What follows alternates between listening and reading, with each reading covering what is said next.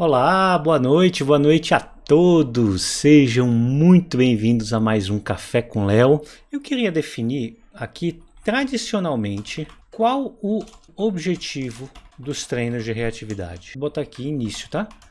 Meu cão late para outros cães ao visualizá-los. Late, rosna, enfim. E eu queria colocar quais são normalmente os objetivos tradicionais. Eu vou colocar aqui os primeiros e aí vocês vão me ajudando depois, tá? Que não reaja. Que não Eu vou colocando reaja, que a galera vai postando aqui, ó. não reagir, não latir, ignorar outros cães, ótimo. Ó, diminuir a distância sem latir ou rosnar. A Cássia, eliminar o desconforto do cão que apresenta a reatividade. Bom, não correr atrás do outro cão, legal. Eu acho que aqui já representam a linha de raciocínio que normalmente a gente visualiza nos treinos, certo? Agora, qual que é o problema destes objetivos? É aqui onde eu queria fazer a imersão. E aí eu queria que vocês também me ajudassem. Eu vou colocar aqui alguns, né? Tem mais algum que você acrescentaria aqui, Marcelo? Não interagir de forma agressiva. Ótimo, boa lá. Quais são os problemas desses objetivos? O primeiro deles, aqui em praticamente todos, eu estou vendo um não latir, não reagir, não correr atrás, não interagir, não ir. Vocês percebem? E qual que é o problema de ter um não, né? Nessas frases? É que quando a gente coloca um não, a gente não está ensinando o que o cão deve fazer. Então, uma analogia que sempre é muito utilizada quando se fala do adestramento positivo é aquela ideia do táxi, né? Acho que todo mundo já escutou aqui a ideia do táxi. Imagina que você entra num táxi, você quer ir para o aeroporto, você está na Avenida Paulista aqui em São Paulo. E aí você entra no táxi e o cara fala, pois não? Você fala, vamos?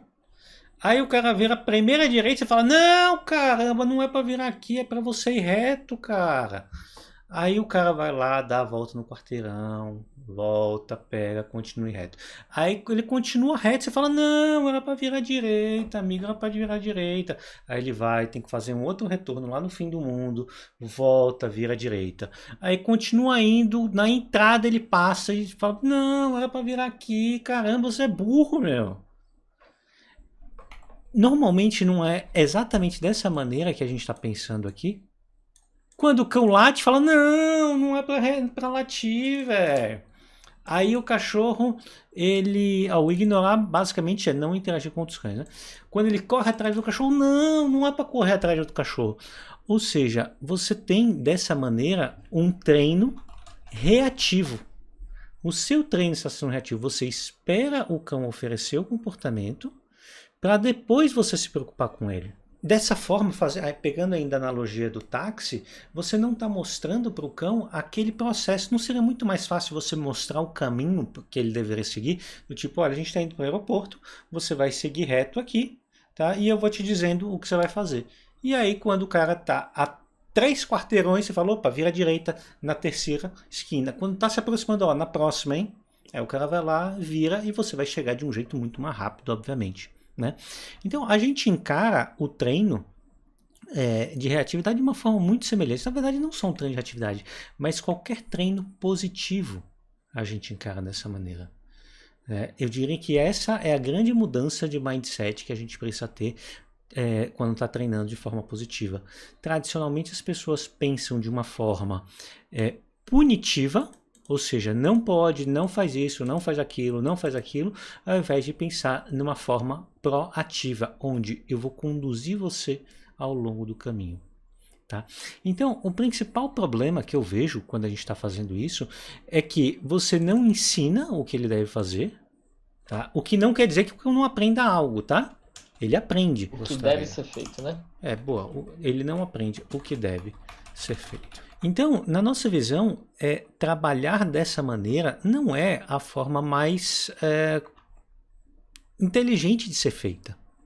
Né? Para a gente faz muito mais sentido você conduzir o cão ao longo do processo, ou seja, desenvolver habilidades. E tem um outro ponto que no momento que você foca nisso, o seu foco está sendo exclusivamente no que está te incomodando. E veja, eu não estou falando que o que está te incomodando não é importante, é muito importante o que está te incomodando. Mas tem uma outra questão que também é muito relevante, que é a qualidade de vida do cão. Então vamos imaginar que você tem um cão que você treina dessa forma, tá? E você consegue fazer com que ele ignore outros cães, com que ele ignore completamente outros cachorros. Tá? Então seria um treino bem sucedido. Esse cão deixa de te incomodar, para de perturbar, para de latir, de mostrar agressividade e tal. Então foi um treino super bem sucedido, ele ignora todos os outros cães. A pergunta que eu te faço é, melhora a qualidade de vida do cão? Você pode falar, pô, melhora, Léo, vou começar a sair para mais lugares com ele. Agora, e se eu te disser que esse cão fica extremamente desconfortável na presença de outros cães, mas ele entendeu que ele não pode mostrar nenhum sinal de agressividade? E aí eu gostaria que você se colocasse no lugar desse cão, onde você fica extremamente desconfortável numa situação, você não tem ferramentas para lidar com aquilo, e você não sabe o que fazer a não ser ficar quieto e suportar outro cachorro pulando, montando, mordendo, fazendo outras coisas, e você não pode mostrar nenhum tipo de agressividade. Então, não me parece ser eticamente aceitável isso, né? Então, aqui eu colocaria que não melhora a qualidade de vida do cão. Porque a gente não ensina, através de um treino tradicional, formas adequadas de lidar com as situações. Basicamente você não pode reagir. Mas o que ele tem que fazer? Isso não foi ensinado. Então, dessa maneira, o cão acaba se contendo, né? E tanto que é muito comum no meio do adestramento se falar que você está criando uma bomba relógio. Porque uma hora o cão explode. Se ele não sabe o que fazer e está sendo suprimido aquele comportamento, tem um momento que ele não sabe, ele não vai conseguir mais lidar com a situação e vai explodir em cima de um cachorro. E não é raro a gente observar com cães que foram treinados dessa maneira, de forma tradicional, isso ser contido, até uma hora que o cão tem, assim, é uma coisa muito leve, tipo, um cachorro passa do lado e tromba nele. O cachorro tem uma reação completamente desproporcional que acaba gerando um acidente muito sério, né? E aí tem a ver exatamente com esse empilhamento de gatilhos, onde o cão vai acumulando isso e uma hora isso é liberado tudo de uma única maneira. Ok? E aí eu queria saber de você, Marcelo. Você vê outros problemas em relação a isso e de todo mundo? Vamos botar aqui, criação de uma bomba relógio. Legal. Então, eu acho que dá para ter uma boa ideia de qual é o problema de trabalhar da forma tradicional. Certo? E aí, pensando em tudo isso, né, muitos treinadores positivos começaram a bolar diversas formas de trabalho. Tá? Então, existem algumas... A primeira e mais tradicional da forma de adestramento positivo é o contracondicionamento. Né? Então, por muito tempo, as pessoas colocaram a seguinte, olha, eu vou associar que a presença de cão gera comida para o meu cachorro.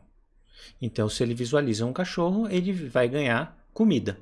Né? E aí, muito se trabalhou dessa maneira, através de contracondicionamento. Tem vários autores que, inclusive, ficaram famosos por conta disso. Então, eu vou botar aqui a associação do gatilho, vou chamar do gatilho, com comida, ou brinquedos, ou carinho, ou qualquer outro tipo de reforçador. Tá? E qual o problema do contracondicionamento? É a pergunta que eu te faço. Qual o problema de você associar que a presença de outro cão vai gerar comida, etc, etc? Isso é uma coisa útil? Na minha visão Resolve o problema? Não. Por que não? Porque você não resolve, na minha visão, um problema social através de comida. Veja, você associar que a presença de um outro cachorro gera comida, isso vai fazer no máximo que na hora que ele visualize outro cão, ele salive. Fale, legal, tem outro cachorro ali. Mas isso está longe de resolver o problema de reatividade. Porque no problema de reatividade, o cão ele precisa aprender a lidar com outro cão socialmente.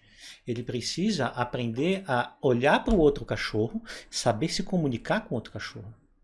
E aqui a gente está começando a delinear um pouco da metodologia que a gente utiliza.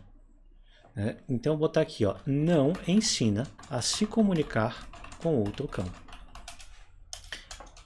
Então, esse é um problema. Resolve, ajuda. A gente utiliza contra condicionamento, veja bem.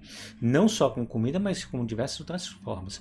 Mas só contra condicionamento é muito pobre. Entende? Beleza. Aí, outras formas, né? E essa eu diria que foi a grande virada do adestramento positivo, por ironia do destino, né? Foi o Jesus. O que ele colocou foi trabalhar com reforço negativo. Olha só que interessante e olha que ironia. O Jesus, ele colocou o seguinte, pessoas, o cão, quando ele está... um dos motivos dele mostrar agressividade é porque ele quer se distanciar do outro cão. O que ele busca é se distanciar de outro cachorro. Não é ganhar comida. Se você trabalha só com comida, o que vai fazer é o outro cão vai se aproximar, o cão vai estar comendo, prefiro comida, e uma hora ele, puf, sai daqui, cachorro dos infernos. Então, não é o caminho fazer isso. Então, o que o Jesus trouxe para a gente foi o que a gente precisa trabalhar é com reforço negativo. Qual é esse reforço? E é uma maneira muito diferente da forma tradicional. Tá? O que se faz é utilizar a distância como reforçador. Então, no momento que ele começa a receber pressão de outro cachorro, ele vai mostrar outros comportamentos para sair da situação. Então, ensina-se o cão no momento que ele visualiza, quando ele está desconfortável, ao invés de mostrar agressividade, ele vai mostrar outros tipos de sinais para conseguir sair daquela situação. E aí você já começa a falar, aqui tem algo interessante. Tem algo muito interessante. Resolve o problema? E isso aqui é o CAT, tá? Qual o problema da abordagem? Utilizar só reforço negativo. E o próprio Jesus já corrigiu isso, tá? Qual o problema de utilizar só reforço negativo com a questão? Você treina um cão a apenas se afastar. Você não ensina, você não desenvolve habilidades sociais ainda. Você ensina um cão que ele tem que ficar se afastando, se afastando, se afastando, se afastando. É isso que a gente busca? Um cão que olha para o cachorro e se afasta? Na minha visão, não. Legal. E aí, pensando em tudo isso, tem uma frase da Grisha que eu acho sensacional. E aqui entra para a ala radical do adestramento positivo. A Grisha colocou o seguinte: não há nada mais gentil a se ensinar para um cão do que ensiná-lo a dizer não para o que ele não quer. Por que isso para mim é um tapa na cara da ala radical? Porque o que ela está dizendo aqui é que na visão dela não existe nada mais importante para você treinar um cão do que ensinar formas dele dizer não. E não existe outra forma para o cão aprender a dizer não a não ser você utilizar reforço negativo. E isso para quem trabalha com adestramento positivo, isso é um grande dilema. É um dilema, é um assunto que gera desconforto para todo adestrador positivo, isso gera muito desconforto, né? Mas quando você deixa os seus preconceitos de lado e quando você passa a pensar não na sua filosofia de trabalho, mas principalmente em bem-estar do cão e no que é melhor para o cão, isso aqui para mim faz total sentido. Né? E isso mudou muito a forma da gente trabalhar dentro da Tudo de Cão. Ok? Legal. Então, pensando em tudo isso, o que a gente entende que um cão precisa fazer? Quais os objetivos da Tudo de Cão no treinamento? E aí eu quero ilustrar em parte com vídeos, tá? E aí depois a gente vai voltar aqui para rabiscar um pouco mais isso aqui para poder vender isso em troca de like. Somos mendigos de like. Então vamos lá. Isso aqui é um cão bastante ativo. Todo o treino desse cão está no portal, tá, gente? Ele é o Space. E aqui foi o estágio inicial quando a gente iniciou o treino com ele. Tá? Então ele se comportava dessa maneira. Via outro cachorro e mostrava bastante agressividade.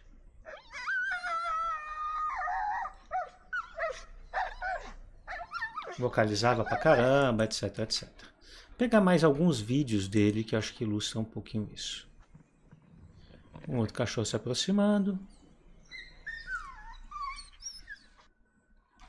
Deixa eu ver aqui mais. Aqui, nessa distância ele já mostrava, aqui tem uns 20 metros, alguma coisa assim. E permanecia dessa maneira, ó, tá lá na frente, ele queria buscar e por aí vai. Deixa eu ver se tem mais... Aí ele viu um cão lá no fim do mundo. Então é um cão que tinha um nível de reatividade bastante intenso. Tá? Inclusive chegou a machucar alguns cães. E o que a gente entende que um cão como esse deve fazer é chegar nesse ponto aqui. Ó. Então, só para você entender o nível e a velocidade com que as coisas evoluem. Então, ó, aí seria isso faz pra mim. Ó, isso aqui é o mesmo cão que está brincando com o filhotão. Então, o João fez um trabalho sensacional com ele e hoje ele leva o Space para socializar com outros cachorros. Ele leva o Space para brincar, para interagir, como o primeiro cão num protocolo de socialização, cães que vão botar pressão, cães que vão latir na cara, cães que vão tentar atacá-lo. Tá? E todos esses cães, eles têm todas as habilidades necessárias para sair dessas situações. Tá? Então, você percebe que quando a gente começa a olhar para esse nível de treino, um cão começa a oferecer isso, que começa a ajudar outros cães dentro do processo de reatividade, que começa a realmente... É um cão que passa a ser utilizado de fato como uma ferramenta de trabalho para um adestrador, né? Precisa ser um cão extremamente confiável dentro disso. E a gente começa a olhar que, pô, talvez esses objetivos isolados aqui, tá? Mas esses objetivos aqui, esses aqui com certeza não estão adequados, né? Ele não late? Não, não late. Ele não reage? Não, não reage. A gente conseguiu atingir tudo isso daqui sem ter esse tipo de abordagem. É um cão que ele não late, não reage, ele nos momentos adequados ele sabe ignorar os cachorros, ele diminui a distância sem latir, sem rosnar, ele elimina o desconforto do cão que apresenta reatividade, sem dúvida, não corre atrás do cachorro, não interage de forma agressiva e não vai... enfim, a gente conseguiu atingir tudo isso sem utilizar esta forma de pensar e de visualizar. Ok? Então, vou botar aqui distância como reforçador. Então, dentro de tudo isso, a gente começa a ver que, opa, alguém que é um pouquinho mais esperto vai olhar isso aí e falar, tem alguma coisa diferente aí, que tradicionalmente não é visto. Né? E esse é o grande diferencial do que a gente faz dentro da Tudo de Cão, está nos objetivos. A gente entende que os objetivos para um treino de reatividade é, primeiro, aprender a retirar a pressão quando necessária. Então, no momento que o cão se vê pressionado, no momento que tem outro cachorro que está pressionando ele, o que ele tem que fazer? Partir para cima e dar uma voadora, grudar no pescoço ou mostrar uma outra maneira de sair que seja mais adequada. Então, mostrar agressividade não funciona mais. Não funciona. Então, a gente precisa... E aí tem todo esse... Eu não vou descrever o treino, tá, gente, aqui. Todo o treino está no portal Tudo de Cão Transforma, inclusive com esses vídeos aí. E para quem está acompanhando eu e o Marcelo nos nossos stories, ó, siga esse mocinho aqui que ele é esperto. A gente tem postado regularmente um treino com um cão que vai virar uma série para o portal, para o YouTube. tá? Que é o treino do panceta, que a gente não vai abordar isso agora. Mas a primeira coisa e mais importante para a gente nesse primeiro momento é aprender a retirar a pressão quando necessário.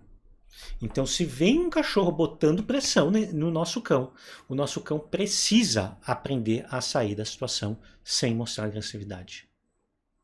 E veja, no momento que você aprende a sair de uma situação sem agressividade, isso faz crescer a autoconfiança do cão. E aí entra o segundo objetivo, aumento da autoconfiança. E aqui é um choque de realidade para os adestradores tradicionais. Que as pessoas falam, não, mas o seu cachorro ataca, é porque ele se sente muito dono do mundo. E não é isso, gente.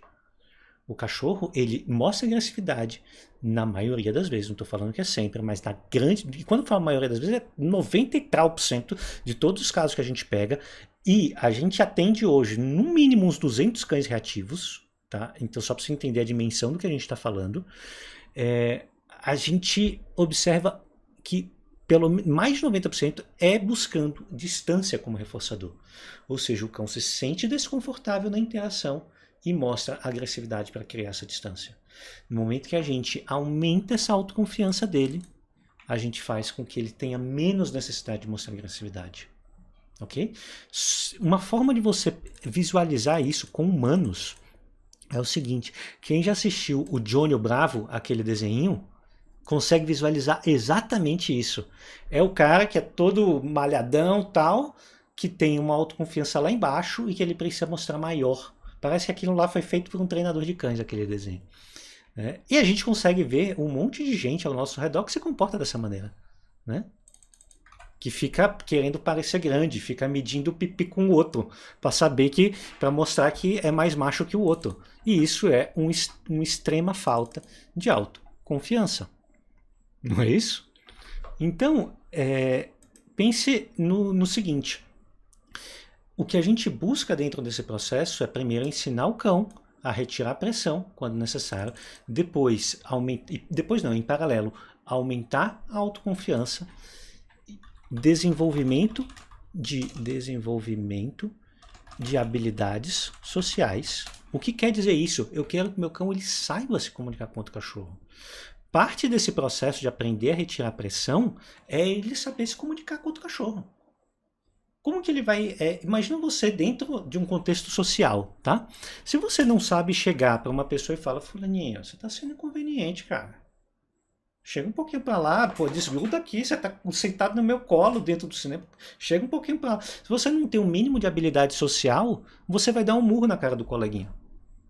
Entende? Então, o que a gente precisa fazer aqui é ensinar para o cão a se comunicar com outro cachorro de uma forma adequada. Entende? Só que existem contextos, né? Existem contextos que não é possível se afastar e nem se comunicar. Que contextos são esses, Léo? Que o cachorro não pode nem se comunicar com o outro e nem se afastar do outro. Cães de portão, numa rua estreita. Imagina que você está numa calçada, o outro cachorro está ali querendo engolir o seu cachorro não pode se comunicar com ele. Quer dizer, ele pode tentar, mas não vai conseguir. O outro cachorro está lá enlouquecido querendo matar ele. Entende? Pegar um outro contexto, você está andando na calçada, vê um cão reativo latindo, uau, uau, uau, uau, uau, na cara dele. Não tem comunicação. É a mesma coisa que você está andando na rua e vem alguém querendo te dar pedrada. Não tem comunicação. Você fala, não, amigo, calma, vamos conversar. Não. Você vai utilizar as suas habilidades para sair da situação. Entende? Então, nesses contextos, olha só que delícia que é isso aqui, o nosso contracondicionamento. Vou botar aqui. Contracondicionamento. Aqui sim, gente, é um bom contracondicionamento. Deixa eu descer isso aqui um pouquinho. E eu não posso botar setinha, né? Então, aqui sim vai virar um contracondicionamento. E por que aqui sim você vai fazer um contracondicionamento? Você vai associar aqui a chegada de um outro cachorro latindo na cara dele, uau, uau, uau, uau, uau, vai gerar comida, comida, comida, comida, comida. Ou brinquedo, ou outras coisas. E aí, com isso, ele vai olhar e falar, opa, a interação quando um cachorro tenta me agredir não é tão ruim assim. Eu não me machuco. No início eu tomava um susto, mas eu não me machuco. e ganha um monte de comida. Legal. Então aqui, perfeito. Aqui o cão aprende algo adequado. Existe um outro contexto que a gente também usa contra condicionamento, que é amar interagir com cães. Então, o que a gente faz dentro desse desenvolvimento de habilidades sociais é ensinar os nossos cães que cães é uma coisa muito legal, velho. É muito legal interagir com cachorro. E aqui entra toda a atividade social. Então, se os cães eles são sociais por natureza. Então, no momento que eles começam a interagir com segurança, com autoconfiança, sabendo sair de pressão, sabendo se comunicar com outro cachorro, isso aqui acontece naturalmente. Porque os cães eles passam a olhar para outros cachorros e falar, nossa, aqui é uma fonte de interação prazerosa. Se o outro cachorro está meio desequilibrado, ele vai se afastar. Se o outro cachorro tenta atacar ele, ele vai se afastar. Se o outro cachorro está meio estabanadão, meio sem habilidades sociais, ele vai se comunicar. Porque ele tem a autoconfiança necessária. E aí, quando ele tem isso aqui, aí, gente, a gente está falando de um cão que tem todos os pré-requisitos necessários para começar a ajudar outros cães. Então, quando eu coloquei o contexto que o Space hoje ajuda outros cães, é porque hoje ele sabe fazer tudo isso aqui. E aí você percebe que para cada coisa dessa existem etapas a serem percorridas e que não tem nada a ver com isso e nem nada a ver com... Quer dizer, tem algumas coisas a ver, mas não é uma coisa que você vai fazer. Não é, eu vou fazer contra condicionamento, eu vou fazer o CAT. Aqui a gente pode colocar outra coisa que me esqueci, tá? A gente pode ensinar aqui um comportamento. Vou botar aqui. Pera. Quem assiste os nossos stories sabe do que a gente está falando, que é contato visual. Tá? Isso aqui a gente chama de comportamento incompatível. Ou seja, a gente ensina que no momento que o cão ele tem um outro cachorro latindo para ele, ele faz contato visual e a gente retira ele do ambiente. Então, só para a gente fechar, o que a gente está ensinando aqui basicamente é o cão ele aprende a tirar a pressão. Óbvio que aqui a gente utiliza muito guia longa, tá? Exatamente para o cão ter essa mobilidade, ele aprender a sair da situação. A guia longa não é para você perder controle do cão. Pelo contrário, você ganha controle porque você dá mais espaço para ele se afastar, você recolhe quando precisa, ou seja, você tem muito mais controle que uma guia curta. Tá? Você aumenta a autoconfiança, desenvolve as habilidades sociais e quando não é possível se afastar nem se comunicar, você ensina duas coisas diferentes. Uma é, o cão faz contato visual e ele está te falando, aqui está pesado para mim. E você, como treinador, como tutor, vai retirá-lo da situação e, paralelo a isso, você vai associar tudo isso com uma coisa boa, para que nas próximas vezes ele já não sinta mais tão ameaçado assim. Ele olha e fala, pô, isso aqui é ruim, mas o cachorro querendo me matar não é legal. Mas, pô, não é de todo ruim, eu ganho coisas boas aqui.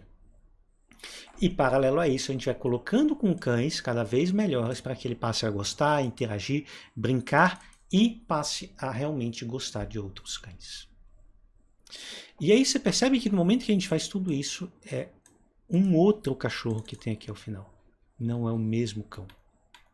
Né? Porque aqui a gente ensina ferramentas necessárias. É disso que a gente está falando. Então é construção de ferramentas sociais para resolução de um problema. Ficou bonita, hein, essa frase. Isso aqui é aquela para jogar no Insta, para dar like. Pessoas, um grande abraço para vocês e até. Falou, tchau. Até. Falou.